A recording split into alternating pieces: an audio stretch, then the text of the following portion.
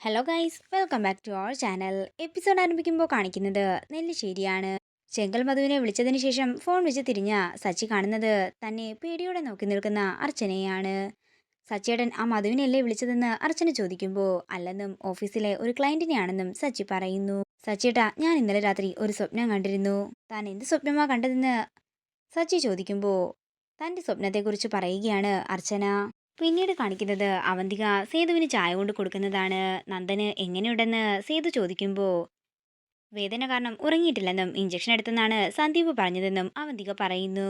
എത്രയും പെട്ടെന്ന് നന്ദനെ എനിക്ക് എഴുന്നേൽപ്പിച്ച് നടത്തണം. അതിന് ചെയ്യാൻ പറ്റുന്നതൊക്കെ ചെയ്യണം. അത് മാത്രമേ ഉള്ളൂ എൻ്റെ മനസ്സിലിപ്പോ. എന്നാലും അവനോട് ഇതാരാ ചെയ്തതെന്ന് എനിക്ക് എത്ര ആലോചിച്ചിട്ടും അങ്ങ് മനസ്സിലാകുന്നില്ലെന്ന് സേതുമാധവൻ പറയുന്നു. മോളെ, ഇതാരാ ചെയ്തതെന്ന് എന്തെങ്കിലും വിവരം ലഭിച്ചോ എന്ന് സേതു ചോദിക്കുമ്പോൾ പോലീസ് അന്വേഷിക്കുന്നുണ്ടെന്നും ആരാണെങ്കിലും ഞാൻ അവരെ വെറുതെ വിടില്ലെന്നും അവന്തിക പറയുന്നു. അച്ഛാ, നമ്മുടെ കുടുംബത്തിൽ മാത്രമെന്താ ഇങ്ങനെയൊക്കെ സംഭവിക്കുന്നത്? ഞാൻ ഇവിടുത്തെ കാര്യം മാത്രമല്ല വൃന്ദാവനത്തിലെ കാര്യം കൂടിയാ പറഞ്ഞത്. സ്നേഹയാണെങ്കിലോ ആകെ തകർന്ന മട്ടാണ്. അവളെ ഒന്ന് സമാധാനിപ്പിക്കാൻ പോലും ആകുന്നില്ല. എന്തോ ഒരു കാലദോഷം ഈ വീടിനെ ചുറ്റിപ്പറ്റി കിടക്കുന്നുണ്ട് മോളെ എന്ന് സേതുമാധവൻ പറയുമ്പോൾ അവന്തിക പറയുകയാണ്. അത് തന്നെയാ സ്നേഹയും അനഘയും ഒക്കെ പറയുന്നത്. ഇതിനെല്ലാം കാരണം ഒന്ന് തന്നെയാണെന്നാ എല്ലാവരും പറയുന്നത്. അവര് പറഞ്ഞതെല്ലാം വെച്ച് നോക്കുമ്പോൾ എനിക്കും അത് ശരിയാണെന്ന് തന്നെയാ തോന്നുന്നത്. അത് കേൾക്കുമ്പോൾ അച്ഛൻ ചിലപ്പോൾ എന്നെ കുറ്റപ്പെടുത്തിയെന്നൊക്കെ വരാം. പക്ഷേ ഈ വീടിന്റെ നന്മയ്ക്ക് വേണ്ടി എനിക്കത് പറഞ്ഞേ പറ്റൂ. നമ്മുടെ വീടിന് എന്തോ ഒരു ദോഷം പറ്റിയിട്ടുണ്ട്.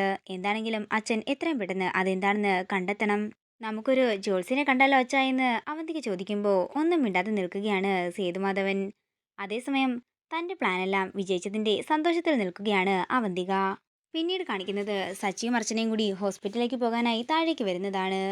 അതേസമയം സേതു ഒരുങ്ങി നിൽക്കുന്നത് കണ്ടുകൊണ്ട് അച്ഛൻ എവിടേക്കെങ്കിലും പോവുകയാണോ എന്ന് അർച്ചന ചോദിക്കുന്നു. അത് പിന്നെ ഞാനൊന്ന് പുറത്തു വരെ പോവുകയാണ്, അവന്തികയും എൻ്റെ ഒപ്പമുണ്ടെന്ന് സേതു പറയുന്നു. അതേസമയം കമലയും മീരയും കൂടി അങ്ങോട്ടേക്ക് ചെല്ലുകയാണ്. കരഞ്ഞുകൊണ്ട് അകത്തേക്ക് കയറി വരികയാണ് കമല. അല്ല, മാഷ് എവിടെയെന്ന് സേതു ചോദിക്കുമ്പോൾ കമല കരഞ്ഞുകൊണ്ട് പറയുകയാണ്. എന്നാലും സച്ചി, നീ ഇത് ഞങ്ങളോട് തന്നെ ചെയ്തല്ലോ. നിങ്ങൾ എന്തൊക്കെയാ പറയുന്നതെന്ന് സേതു ചോദിക്കുമ്പോൾ മീര പറയുകയാണ്. നിങ്ങളുടെ മകൻ എന്താ ചെയ്തതെന്നറിയാമോ? ജാമ്യത്തിൽ ഇറങ്ങുന്ന ദിവസം ആ ഗുണ്ടയുടെ കയ്യിലേക്ക് എന്റെ ഭർത്താവിനെ കൊണ്ടു കൊടുക്കാമെന്നാ പറഞ്ഞിരിക്കുന്നത്. ഇത് കേൾക്കുന്ന സേതുവും അർച്ചനയും ഞെട്ടലോടെ നിൽക്കുകയാണ്. നിന്റെ ഭാര്യയും കുഞ്ഞിനെയും രക്ഷിക്കാൻ വേണ്ടിയിട്ട് എന്റെ ഭർത്താവിനെ തന്നെ നിനക്ക് കൊലയ്ക്ക് കൊടുക്കണമായിരുന്നു എന്നൊക്കെ മീര ചോദിക്കുമ്പോൾ നിങ്ങൾ ഉദ്ദേശിക്കുന്ന പോലെ എല്ലാ കാര്യങ്ങളെന്നും സച്ചി അന്നേരം അതങ്ങനെ പറഞ്ഞതാണെന്നും എന്താണെങ്കിലും അനൂപിനെ ഞങ്ങൾ എല്ലാവരും ചേർന്ന് രക്ഷിക്കുമെന്നും സേതുമാധവൻ പറയുന്നു. അതേസമയം അവന്തിക അവരുടെ അടുത്തേക്ക് ചെല്ലുകയാണ്. എത്ര വലിയ വക്കീലിനെ വെച്ചിട്ടാണെങ്കിലും എത്ര കാശ് മുടക്കിയിട്ടാണെങ്കിലും അനൂപേട്ടനെ ഞങ്ങൾ പുറത്തിറക്കിയിരിക്കുമെന്ന് അർച്ചന പറയുമ്പോൾ അവന്തികയോട് നീ പറഞ്ഞ വക്കീലിനെ എത്രയും പെട്ടെന്ന് വിളിക്കാനായി സേതു പറയുന്നു.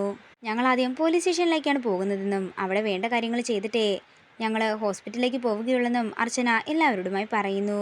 അത്രയും പറഞ്ഞുകൊണ്ട് അവരവിടെ നിന്ന് പോകുമ്പോൾ സേതു കമലയോട് പറയുകയാണ്. ഞങ്ങളൊരു അത്യാവശ്യ കാര്യത്തിനായി ഇറങ്ങിയതായിരുന്നു. ഞങ്ങൾ വന്നിട്ടേ നിങ്ങൾ പോകാവൂ. ഇവിടെ തന്നെ ഉണ്ടാകണം. അനൂപിന് ഒരു കുഴപ്പം വരാതെ ഞങ്ങൾ നോക്കിക്കൊള്ളാമെന്ന് പറഞ്ഞുകൊണ്ട് സേതുവും അവന്തികയും അവിടെ നിന്നിറങ്ങുന്നു. പിന്നീട് കാണിക്കുന്നത് പോലീസ് സ്റ്റേഷനാണ്. SIയുടെ മുന്നിലിരിക്കുകയാണ് അർച്ചനയും സച്ചിയും. തുടർന്ന് അയാൾ പറയുകയാണ്, നിങ്ങൾ വിചാരിക്കുന്ന പോലെയല്ല കാര്യങ്ങളൊന്നും.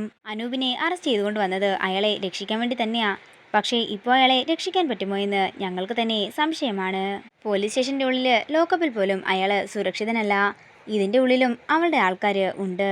സാർ, ആ മധുവിനെ കുറിച്ച് ഇപ്പോൾ ഏകദേശം കാര്യങ്ങളെല്ലാം ഞങ്ങൾക്കറിയാം. ഞങ്ങൾ കഴിഞ്ഞ ദിവസം ഇവിടെ നിന്ന് ഇറങ്ങിയപ്പോൾ അയാൾ ഞങ്ങളെ വന്ന് ഭീഷണിപ്പെടുത്തിയായിരുന്നു എന്ന് പറഞ്ഞുകൊണ്ട് കാര്യങ്ങളെല്ലാം പറയുകയാണ് അർച്ചന.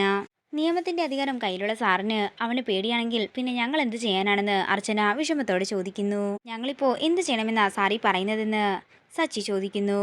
ആദ്യം നിങ്ങൾ ചെന്നെന്ന് അനൂപിനെ കാണ്. ഞാൻ പറഞ്ഞതിന്റെ ബാക്കി കാര്യങ്ങൾ അനൂപ് നിങ്ങൾക്ക് പറഞ്ഞു തരും. അങ്ങനെ അനൂപിന്റെ അടുത്തേക്ക് ചെല്ലുകയാണ് സച്ചിയും അർച്ചനയും.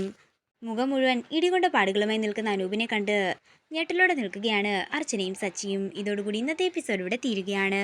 വീഡിയോ ഇഷ്ടമായെങ്കിൽ മറക്കാതെ ലൈക്ക് ചെയ്യുക, ഷെയർ ചെയ്യുക, കമൻറ്റ് ചെയ്യുക. കൂടുതൽ സീരിയൽ അപ്ഡേറ്റ്സിനായി മറക്കാതെ സബ്സ്ക്രൈബ് ചെയ്യുക.